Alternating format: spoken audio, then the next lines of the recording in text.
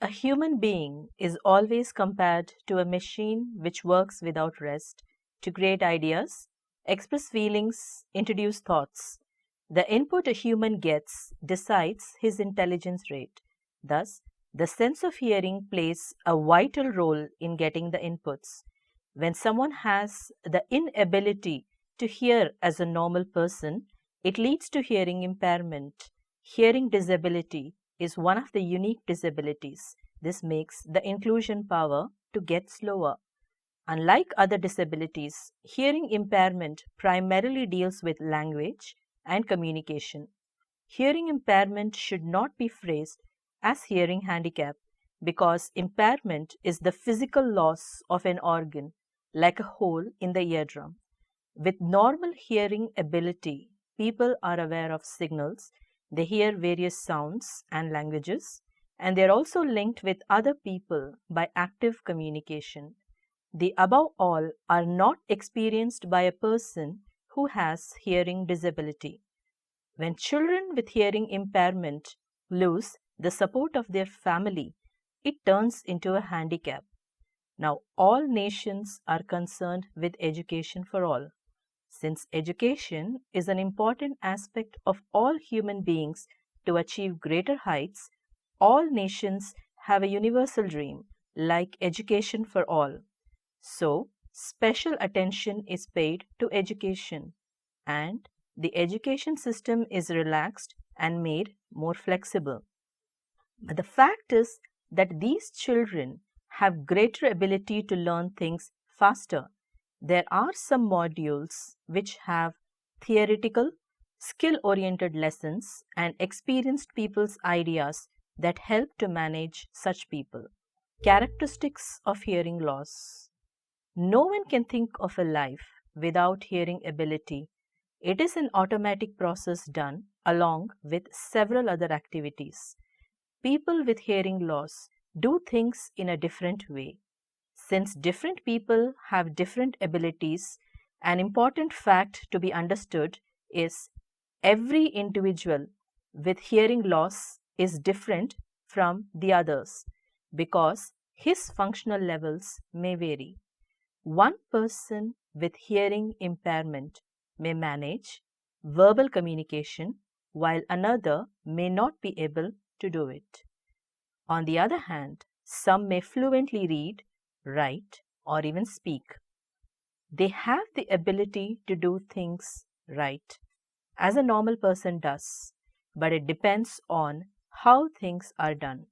The factors are hearing impairment by birth, caused due to aging, pre or postlingual acquired, affected in a single or in both the ears. It also has different modes of occurrences, which might be mild or severe.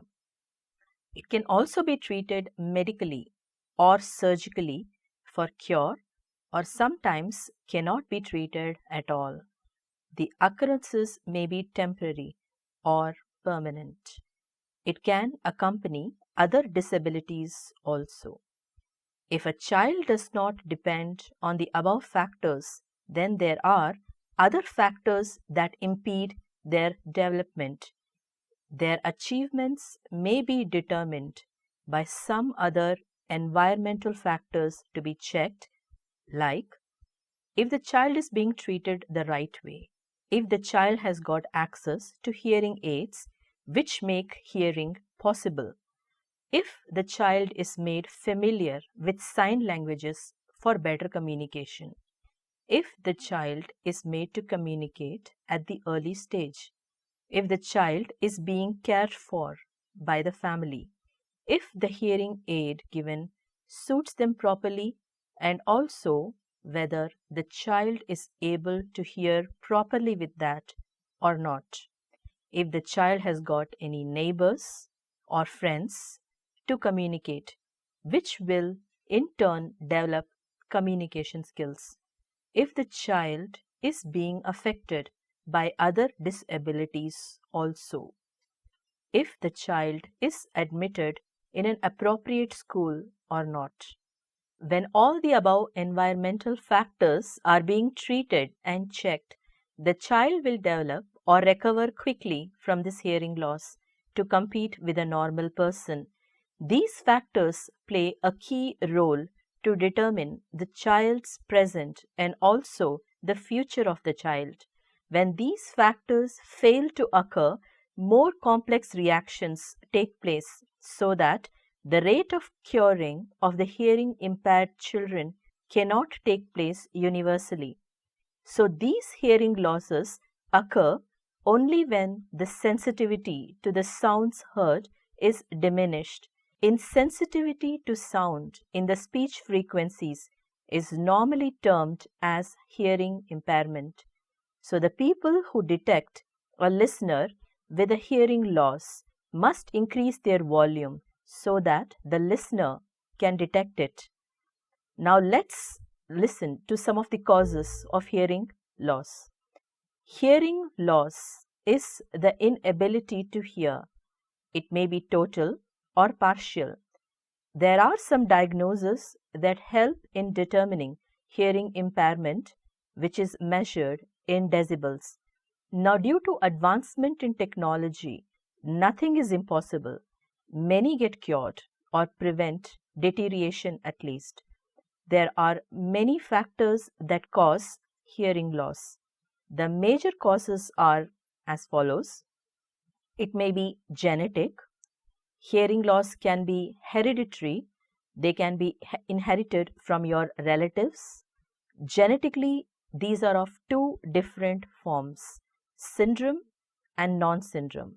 Syndrome type is a case in which all medical problems occur along with the hearing loss genetically. But in non-syndrome type, only the hearing loss occurs without any other medical problem. Next is the noise. It is a reacting agent that causes hearing loss.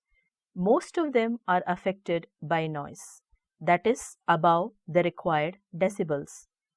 People residing near airports have to face this risk in their day-to-day life. Flights landing and taking off create a huge noise of 65 to 75 decibels. When people are exposed continuously to that noise, their hearing sense is degenerated. Even crackers being fired at festivals and meetings create a huge decibel of noise. These may affect the aged people's eardrums easily. The next factor is the age. It is normal that increase in age causes hearing loss of high frequency sounds.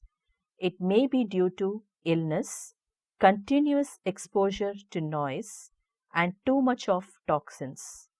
These in turn react with the eardrum and make a hole which results in hearing loss. So sometimes they understand slowly. In some cases, when the speakers raise the tone, they tend to hear. Now let us look at the role of chemicals. There are also some specific drugs that cause hearing loss. When these drugs are taken without medical supervision, they cause adverse effects which damage the central auditory system and cause permanent hearing loss. It does not take place slowly like damage by noise, but react with high frequency to cause severe damage. Injuries. When people are injured severely on the head, then there is a change in the hearing ability. Most of the head injuries result in death, and in some cases, the ears will be injured, resulting in permanent or temporary hearing loss. Neurological factors. It is the disorder created by nerves. In this state, the sounds from outside are transmitted to the brain and understood. But a problem in this transmission causes the hearing disorder, so these sounds are not transmitted to the eardrum. Illness. Some of the illnesses cause hearing loss. Excessive alcoholic consumption and premature delivery may result in non-development of auditory nerves. Some diseases like mumps, measles damage the auditory nerves, which are the sense nerves. Most important is the fetal alcohol syndrome, which is more prevalent nowadays. If the mother consumes alcohol during pregnancy, the child may suffer from nutrition deficiency, causing hearing impairment or deafness. Now let's review the auditory system. It is the sensory sense that provides the sense of hearing. This system consists of the ear and the auditory nerves, which connect the brain and the ears. The ear consists of three parts. They are the external ear, the ear canal, and the pinna are present in it. It is the outer structure which is visible to us. The sound heard from outside just hits this pinna and normally gets reflected so that the brain recognizes the sound and identifies the direction of the sound transmitted. The transmitted sound gets into the tube, which is the auditory canal, and this canal checks the decibel of the sound and then amplifies it and sends it into the eardrum, that is the starting of the middle ear. Usually, the sounds are measured in decibels, and when greater decibels enter, it damages the eardrum. There are also small hairs present which prevent the dust from entering the ears. The middle ear. The middle ear is placed internally to the eardrum. It usually couples the sound transmitted by air through an oval window which is made by the principle of mechanical advantage. A footplate, commonly known as stapes, forms the vibratory portion of the eardrum. These stapes are a bone which are attached to the oval window. The sound collected enters the canal and hits the eardrum and is concentrated on this footplate. The force is increased and the velocity is being decreased, so they couple with acoustic energy. The middle ear can also control the noise transmitted to a certain level. It allows some contraction methods which result in reducing the decibel of noise transmitted. The middle ear muscles follow these contraction methods and help in preventing the damage of the eardrum.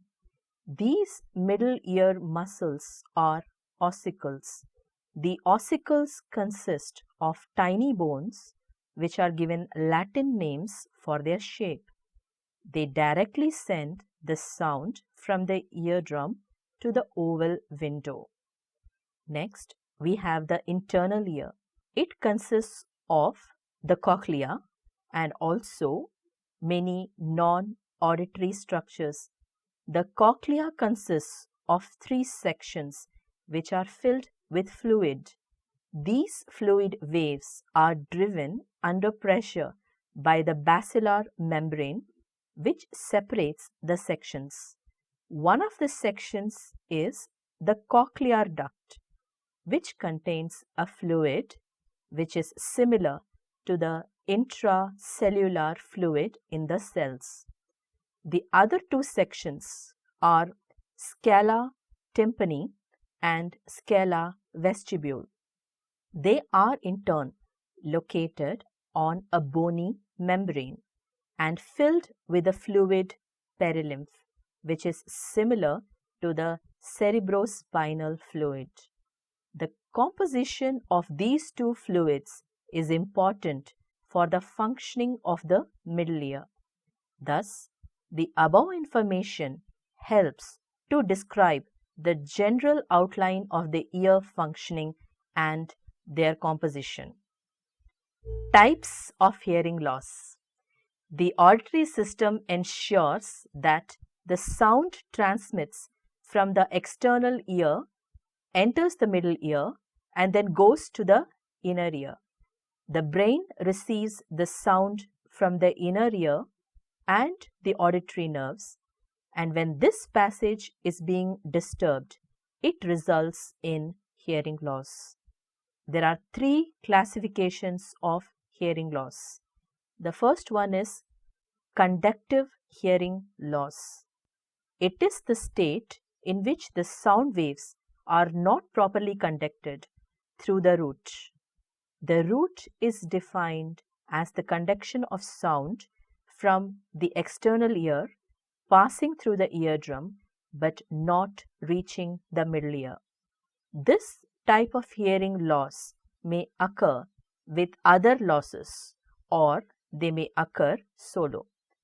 It also involves reduction in hearing sounds, that is, when small sounds are not heard. The speaker needs to speak louder so that the listener hears it. Here are some possible causes of hearing losses. Most commonly, these hearing losses occur due to earwax. Earwax is medically termed as cerumen, which is a yellow fluid, wax-like substance. It is secreted in the ear canal to protect the ear canal's skin. It also assists to clean and lubricate and also protects from insects, bacteria. When this is produced in excess, it in turn blocks the auditory canal and causes hearing disability. Another common problem is the ear infection. The skin of the ear canal is being affected by this. It is not a microbial infection but caused by active bacterial or fungal infection. In this type, the ear canal often swells and becomes tender and is painful. Sensory neural hearing loss.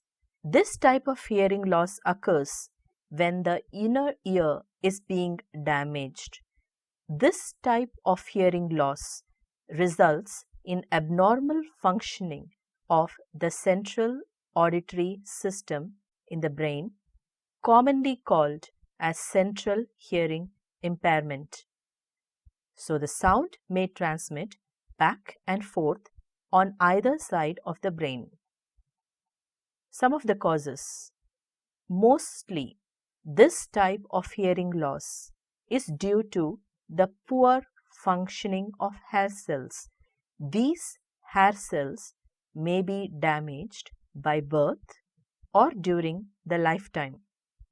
It may also be caused due to the long exposure of noise.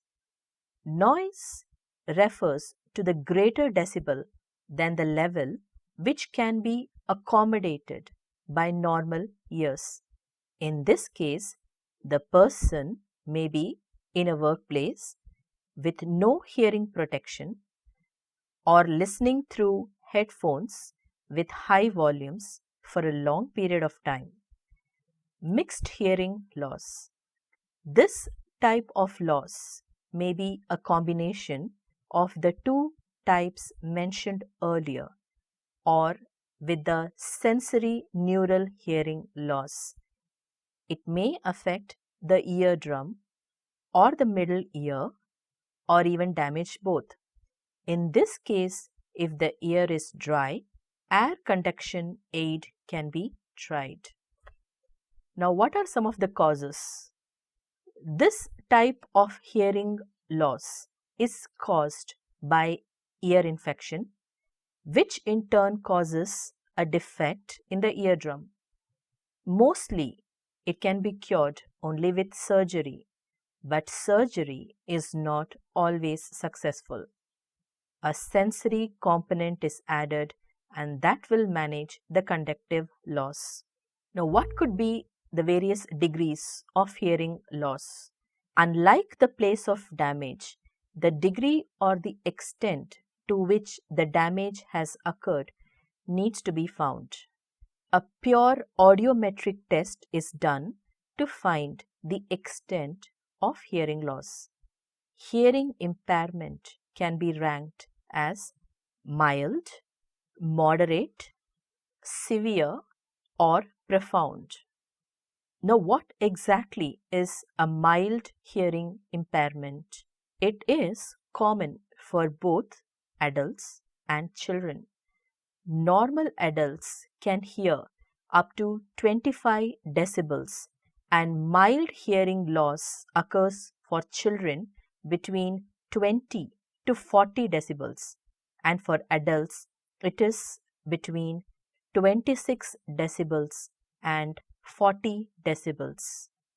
What is a moderate hearing loss?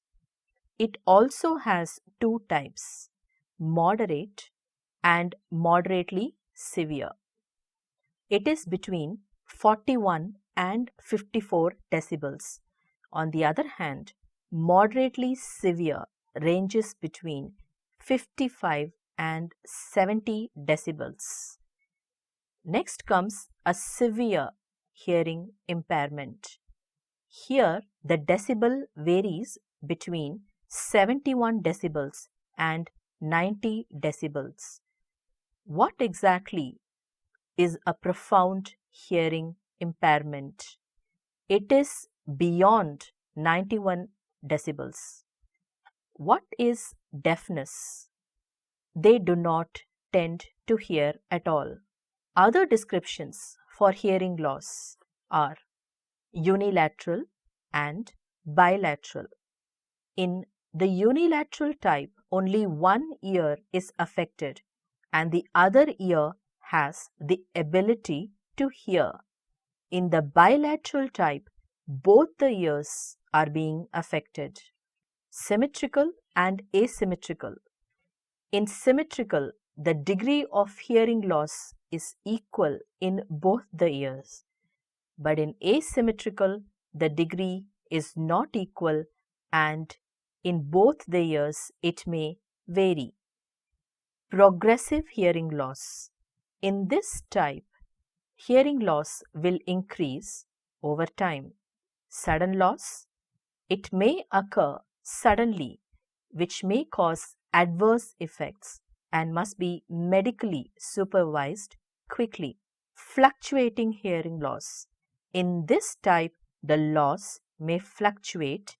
It may be better for some time and worsen later and might be caused by a damage in the middle ear or an infection in it. Acquired hearing loss. This type is not by birth but lost in the intermediate state. When the loss occurs in the first 3 years of life, then it is prelingual hearing loss, since it is before the development of language. The later stage is known as postlingual loss. Next is congenital hearing loss. This type may occur by birth or it may be developed during pregnancy or even after birth. Hearing loss may have direct effect on the development of a child, so must be found in the earlier stage to be cured to improve the child's growth and development. Now, let's see what do we conclude from what we have learnt so far. It is found that in most of the hearing impairment cases, the deafness is preventable. Many preventive measures are there, like proper immunization and allowing low intensity voices and less noises into the ears. Some of the managing techniques are as follows. First, hearing aids. It amplifies the sound and increases the ability to hear, but it does not compare with normal hearing. But if we remove this, the problem will persist. Cochlear implants. It helps to improve hearing in one ear or in both the ears. It consists of an artificial nerve which helps to stimulate the pulse created and then converges it. It is very expensive, so it is not affordable by all. Wireless devices. It is a new invention to compete with wired devices. Here, the two components are present which send data to the listener and also collect data of the hearing impaired people. Assistive devices. It is generally used as an accompanying device which helps in illustrating the things. The mobile phones, video phones, and the processors come under this. The above help the hearing impaired people. First of all, these people must be treated well in the society without any partiality, and also the family must care more about them. If a child is affected, he or she must be cared for and then taken to a speech therapist, and other treatments should be done to reduce further loss. Nowadays, the governments have formulated new rules and examination procedures have also been relaxed for them so that they can also succeed. The schools must have a continuous practice to check their children academically and physically.